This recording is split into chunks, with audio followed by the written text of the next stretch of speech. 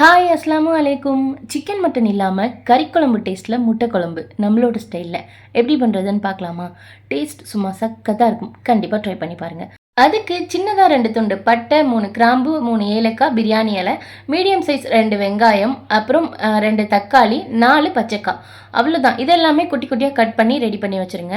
அப்புறம் கடாயில் 3 spoon oil சேர்த்து ஹீட் ஆனதுக்கப்புறம் எடுத்து வச்சிருக்க ஸ்பைசஸ் ஆட் பண்ணுங்கள். அப்புறம் கட் பண்ணி வச்சிருக்க ஆனியன் சேர்த்துருங்க. அது கூட பச்சைக்காவையும் சேர்த்து நல்லா இந்த அளவுக்கு ஃப்ரை ஆகி வந்ததுக்கப்புறமா 1 ஸ்பூன் இஞ்சி பூண்டு பேஸ்ட்டு, 1/2 ஸ்பூன் மிளகாய்த்தூள் சேர்த்து வதக்கி விட்டுக்கோங்க. அதுக்கப்புறம் 1 கைப்பிடி புதினா மல்லி சேர்த்து தக்காளியும் சேர்த்து இந்த மாதிரி தேவையான அளவு உப்பு சேர்த்து நல்லா வதக்கி விட்டு மசிஞ்சதுக்கப்புறமா கொஞ்சமாக கரம் மசாலா, மட்டன் மசாலா, வீட்டு கறி மசாலா சேர்த்துட்டு ஆயில்லையே நல்லா வதக்கிட்டு குழம்புக்கு தேவையான அளவுக்கு தண்ணி ஊற்றி கொதிச்சதுக்கப்புறமா 2 முட்டை உடச்சி ஊற்றிடுங்க. அதுக்கப்புறம் இந்த ப்ராசஸ் நடக்கும்போதே நான் பக்கத்தில் 4 முட்டையை வேக வச்சு இந்த மாதிரி சின்ன சின்ன கீரல் போட்டு எடுத்து வச்சிருக்கேன்.